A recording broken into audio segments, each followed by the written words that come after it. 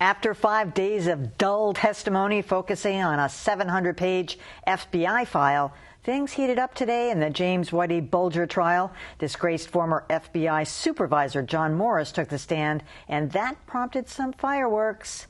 Adam Reilly was in court to see it, and he joins me now. All right. So what got Whitey Bulger so upset? John Morris was on the stand, and I know you didn't hear it directly. We actually still don't know exactly what it was that triggered his outburst, because Judge Denise... I should say that people don't know. Whitey says, "You're an effing liar." You're an effing liar. That's right. And apparently said it in a voice that was low enough that Judge Denise Casper didn't hear it.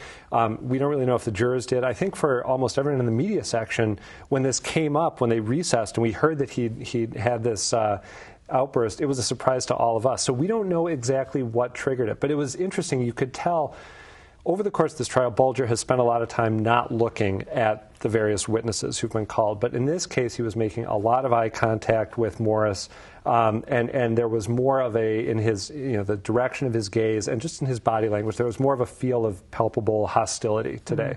So we still don't know exactly what it was that prompted the effing liar line. This is a storyline that we're all familiar with. Anybody who's read the Whitey books or followed the Whitey story. John Morris, supervisor of the head. John Connolly, the chief handler, right? He was supervisor in the FBI for John Connolly, who was the one who made these contacts with Whitey Bulger and Stephen the Rifleman Fleming and basically brought them into the fold. Right.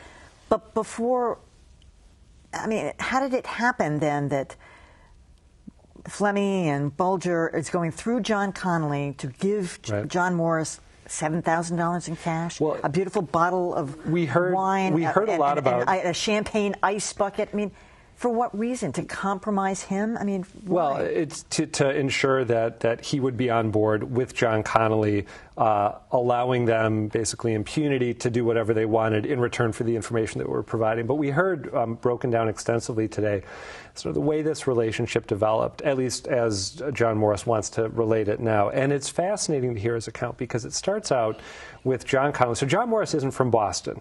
And you have John Connolly, this guy who's kind of an ultimate Boston insider. Grew up in South Boston in the same projects as Whitey Bulger. Right, and knows everyone in the city. He's Mr. Connected. So early on when they start working together, John Connolly suggests that Bulger, and there were actually two meetings, Bulger and Fleming. One time Bulger goes alone, one time Bulger and Fleming go together. They end up going to John Morris's house in Lexington, which is perfect that it's in Lexington, this affluent, leafy suburb, and you've got these kind of hoods from the city. They wanted to make it more social. That's what they wanted to make it more social, and John Connolly felt it was important that Whitey Bulger and Steve Fleming, as this relationship developed, that they feel comfortable, that they not feel like they were other informants. So they went to John Morris's house. In one of these conversations, apparently, John Morris told us today, John Connolly told him in the kitchen of Morris's Lexington home that what they wanted in return was, if they were ever going to be charged with anything criminal, Bulger and Fleming, that they get a heads up from the FBI, that was what was in it for them. And they got it. They did, although there's some, it's interesting, the defense in their opening said that John Connolly didn't tip off Bulger, prompting him to flee, that he heard about this indictment on the radio, which is what made him go to California. But that's in dispute. So it starts out with these, these sessions at Morris's home in Lexington. And then it includes things like, this is my favorite moment, I think, of the testimony today. In one of their meetings, John Morris and John Connolly from the FBI and Steve Fleming and Whitey Bulger sit down at Fleming's parents' home in South Boston to have dinner. Mrs. Fleming cooks. We don't know what was on the menu, but she was the one who cooked it. Mr. Fleming's on hand, but not really taking part. But then at a certain point, so they live in South Boston, the elder Flemings. At a certain point, Billy Bulger, the former state Senate president, comes into the home, apparently sort of gives a look at this meeting of his brother and another criminal and two guys from the FBI, and then proceeds to go to the Fleming TV set where he watches some show on TV because he's not allowed to watch TV. He used to brag to the media that he didn't have a TV, and I was, my favorite line to that is no longer a bragging point. But the guy was cheating all along. I love it. I love the that. idea of Billy Bulger coming through and maybe not being uncomfortable because his brother's there with guys from the FBI, but because he's about to watch The Love Boat or something, or Fantasy Island. My second favorite part, we got to go, but was John Morris admitting they had an affair with his secretary, Mrs. Noseworthy. Deborah Noseworthy. How can you make that name up? It's a fantastic Who is name. his current wife, I believe. And who had a ticket, $1,000 plane ticket, purchased for her at Morris's request by Bulger and Fleming so she could go to Georgia with Morris. All right, Adam Reilly. Great, thanks. Thanks, Emily.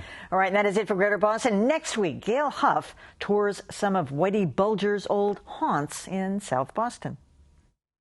We've been following the trial of James Whitey Bulger inside the courtroom, but what about the court of public opinion here in South Boston? We take a chance to go back to some of Whitey's old haunts, and you might be surprised at what people have to say about the underworld boss. All right, that's Monday and Greater Boston. Tomorrow, it's Beat the Press. What does it take to get the media to pay attention to a murder of a man from Dorchester? The Aaron Hernandez story. Plus, did the Food Channel's Paula Deen get a fair shake over her past use of the N-word? That and more tomorrow on Beat the Press. I'm Emily Rooney. Thanks for watching.